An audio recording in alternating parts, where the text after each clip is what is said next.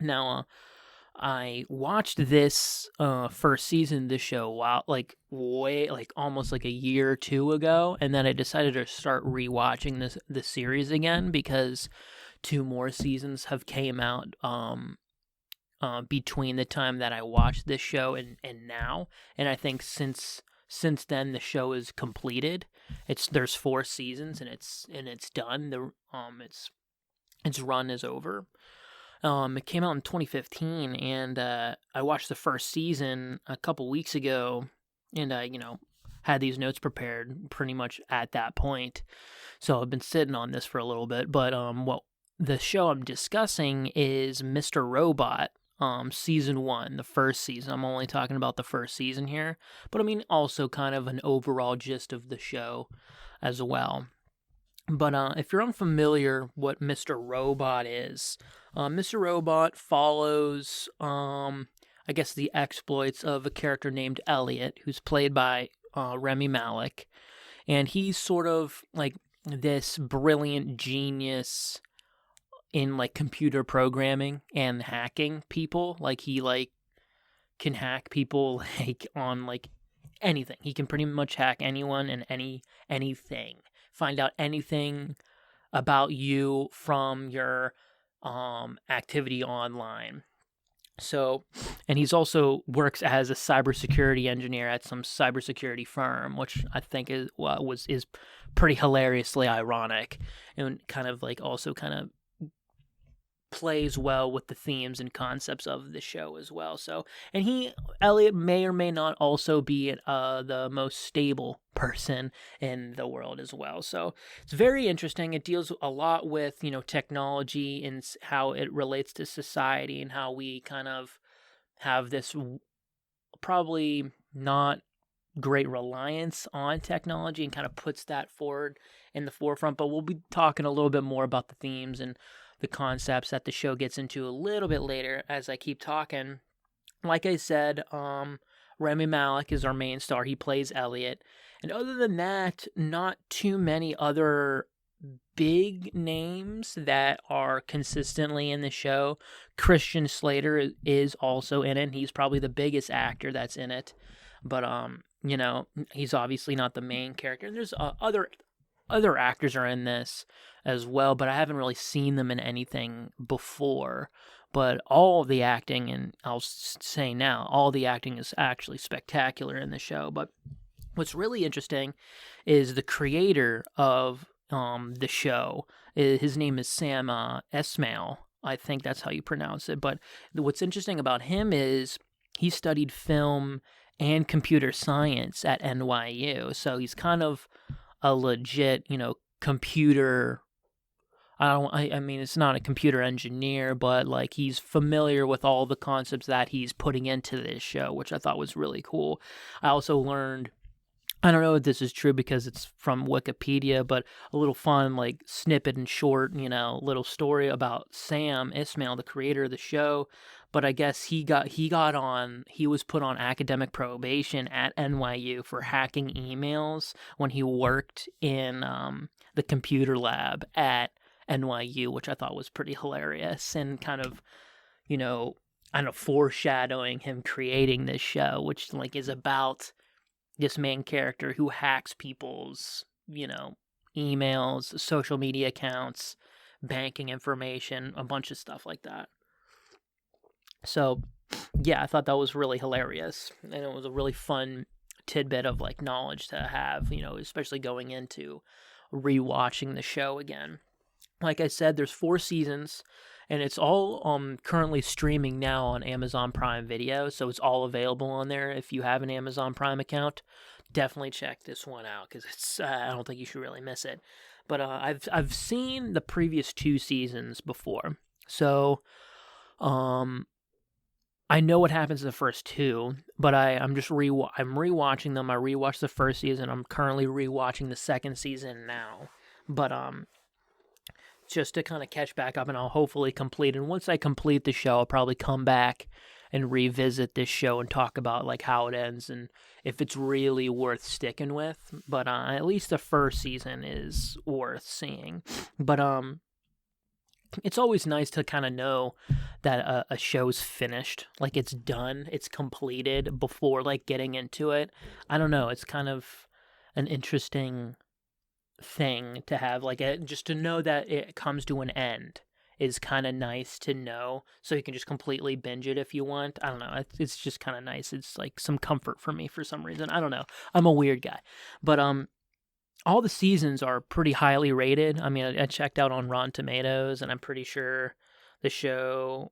Okay, I don't see the Metacritic rating on IMDb, but I know the Rotten Tomato scores are all in the high 90s for every single season. So pretty high expectations going into this, and obviously a lot of fucking people like it. Even though the first season is a little bit derivative of a certain film and other films as well. And we'll get into that a little bit more as I go along and kind of get into my sort of soft critiques of the at least the first season. But what the show really does right is just kind of the tone and visual style of it. It's very Fincher-esque. That's what it reminds me of. Very sort of, I don't know, like that, like I keep saying about Fincher style, very kind of like monochromatic colors being like very dark or light, black and white, gray type of color palette along the shots. Each almost every shot of a character is always not centered. Like their face is always kind of like in the corner, and like there you have this like really wide shot, and then the character's face is like over here or like way like on the edge of the frame. It's a very interesting way to do it, but I mean, I don't know, it adds a little something for me. It's just kind of different, and it reminds me of a Fincher thing. Kind of, I feel like House of Cards did this as well, and that's a Fincher executive produced show. So yeah, it definitely feels like Fincher, and that's not only where the Fincher comparisons stop, but we'll get into that a little bit more later down the road. But yeah, and also just kind of the themes of it too. Well, that kind of goes into my future, criticisms of the show that I'll expand on a little bit. It's not really criticisms. We'll get into that. But also the thing that the show does really well is the characters surrounding Elliot, I think, are all very strong and heavily intriguing. I'm gonna give a shout out to Christian Slater because he does an incredible job in this show, but I'm not gonna talk about his character too much because that would get into spoiler territory. But I mean, you have Angela, who's Elliot's like best friend, has a great, awesome character arc, and that's very surprising. And I'm really intrigued to see where it goes after season 1 and going into season 2. It's kind of like you don't really expect it. It's like, oh, okay, this is where we're going. This is kind of interesting. I'm really liking this. So Angela's a really fun character. A character of Tyrell Wellick is really great. Think of a person with the personality of Patrick Bateman and Frank Underwood's ambition, and they just combine those. That's Tyrell Wellick a little bit, and the actor who plays him is incredibly great. I think he's a Swedish actor, I forget, but like he just has these like, he does the like lifeless eye, like I'm a fucking psychopath look incredibly well. I don't know, it's a very quality facial actor. You like his facial expressions just kind of tell the story of him, of his character.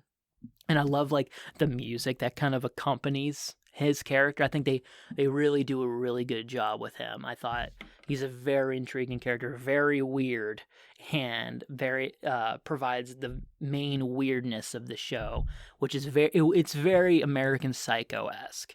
That's the main thing that I saw. So that's again sort of another comparison to the show is American Psycho, but we'll get, like I said, we'll get into that.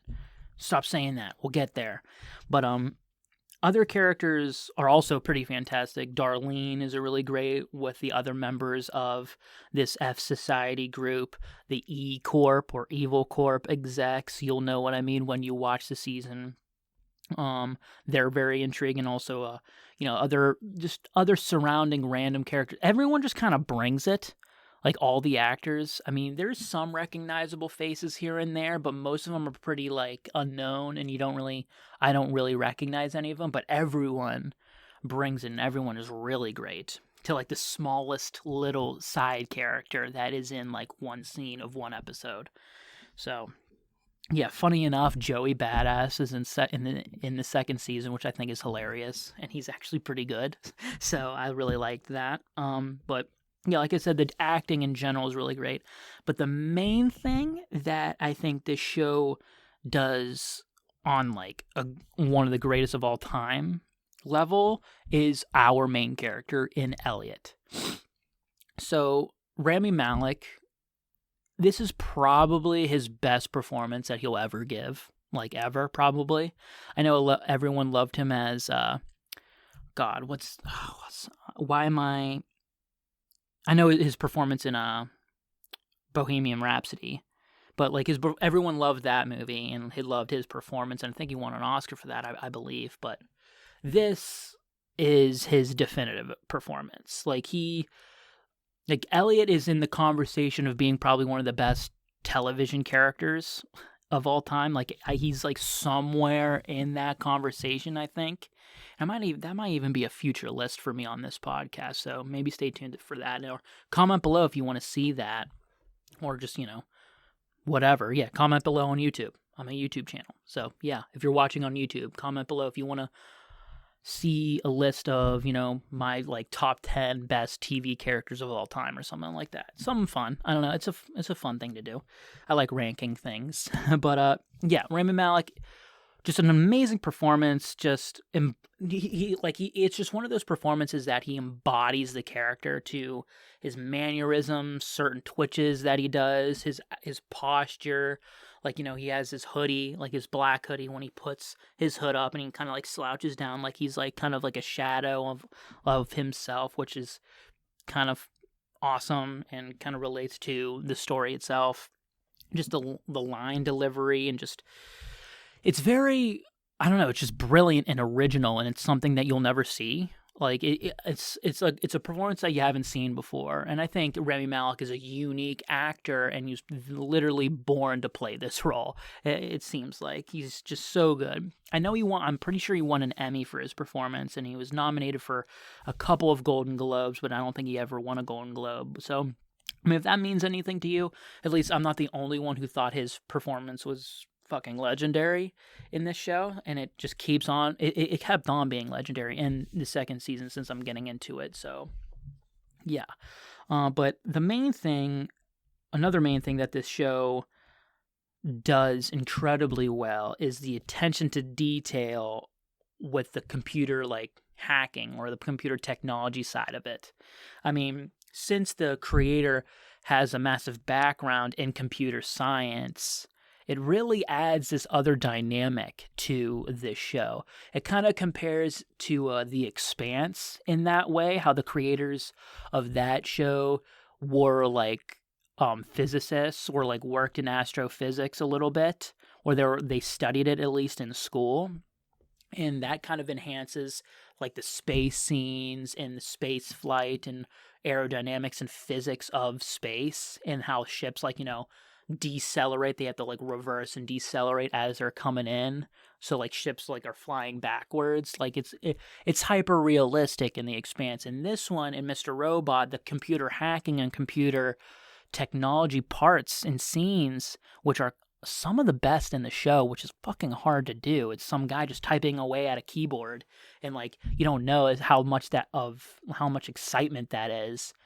But yeah, it makes it that exciting, and it's very hyper realistic. Even if you don't really know what they're talking about, you get enough of a gist to kind of know what they're talking about.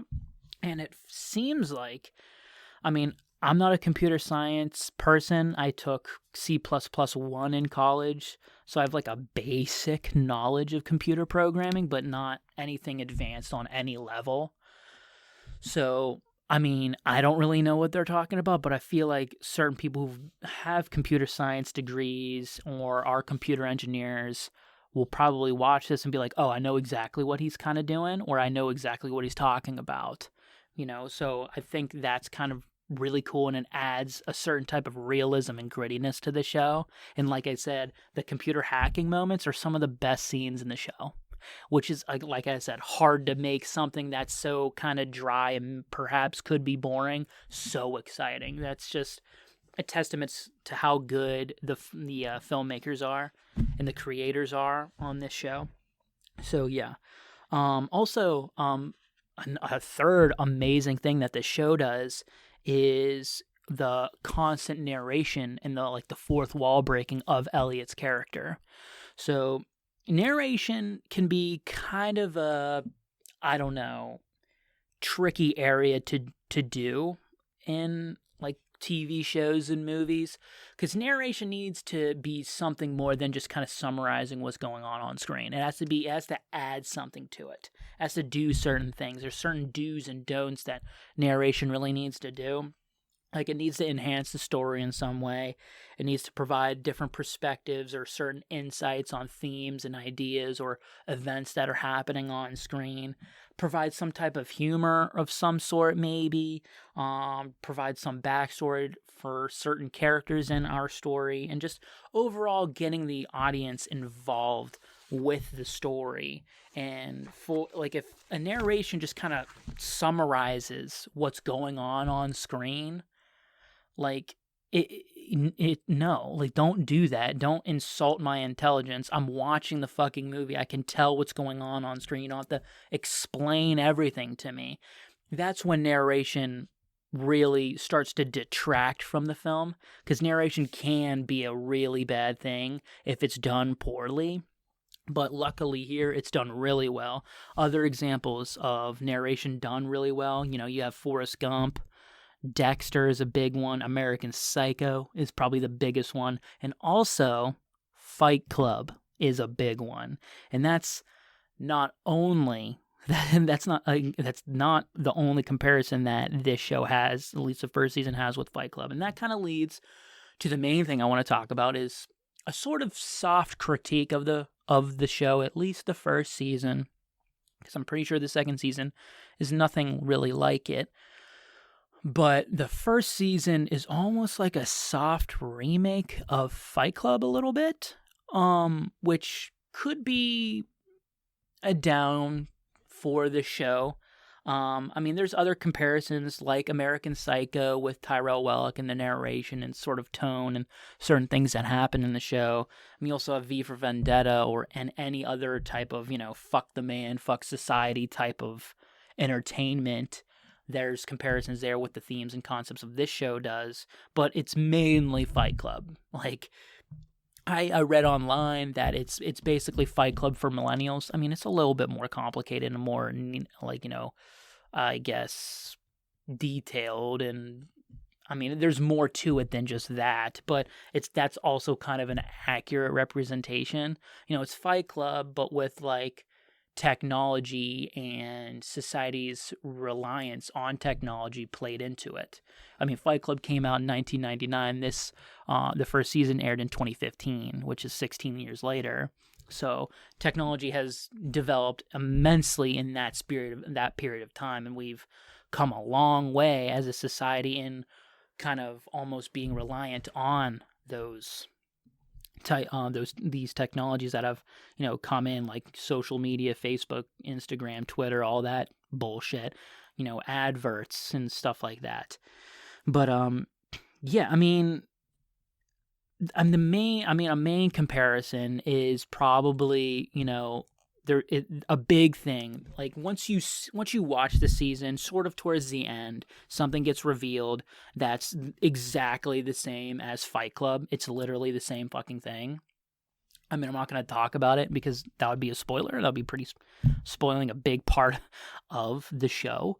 But it's very similar to Fight Club, and that's just the biggest comparison. But there's a lot more comparisons that this show has to Fight Club than just one, and the creator doesn't even try to hide it either, which is fine, and I don't really think he should, because I mean, if you're going to rip off anything, why not let it be Fight Club?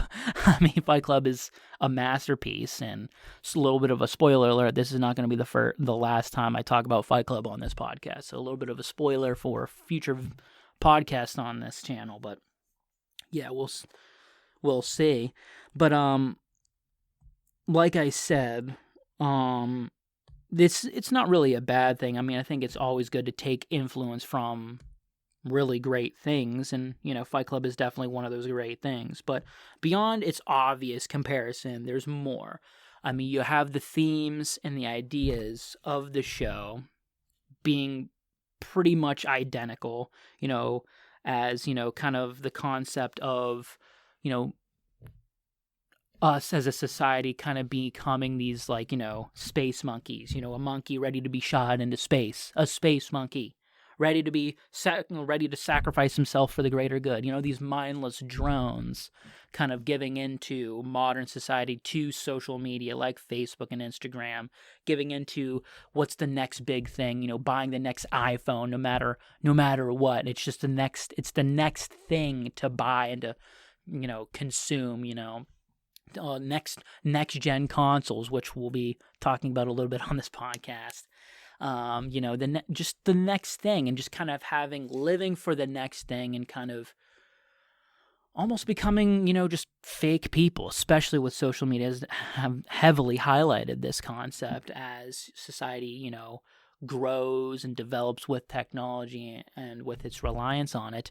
And this show plays with that concept. I mean, the special, almost pseudo-terrorist groups that are in Fight Club and Mr. Robot are exactly the same. I mean, the group, or the hacker group in Mr. Robot, is called F Society. So, yeah, F Society.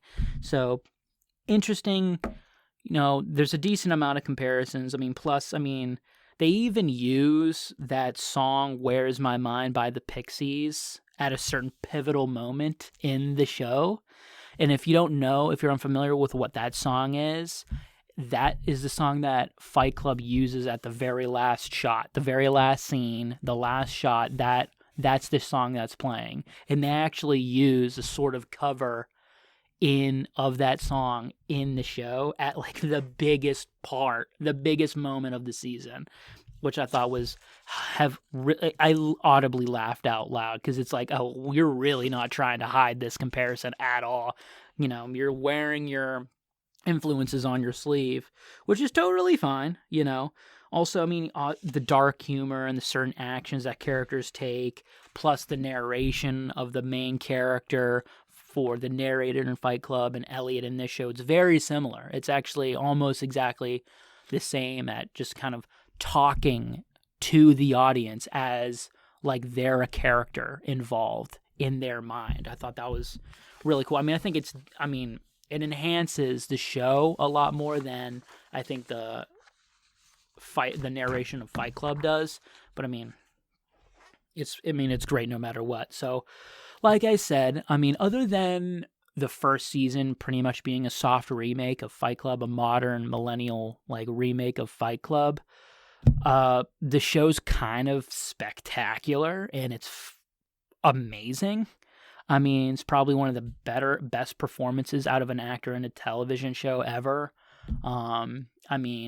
It's ripping something off that is amazing, and I think being heavily influenced by other things is not that big of a deal. As long as it can stay original and kind of set itself apart, I think it's totally fine. Stranger Things has this same criticism, how it really almost pseudo rips off, John Carpenter, Stephen King, and other 80s horror, sci-fi content or media, and heavily takes influence on that. And Stranger Things is still great because of its characters and the way their characters grow and have these certain arcs and relationships with one another. It does enough to stand on its own, and this show is very similar to that. Has a lot of really great characters with a really great character arcs that develop through the show, and that's what makes a show great, is its characters. That's why you stick around. So I'm really intrigued by where the show's going, and I'm really excited to see where it all ends up at the last episode of the 4th season. So hopefully I'll probably talk about this show again after I'm completely done with it, but that'll probably be a while. I'm trying to watch other things as well as watching this show, so I heavily recommend this one to almost anyone. I think almost everyone can enjoy this one. It's almost more accessible than Fight Club is, which is kind of interesting. It's probably because it's a TV show.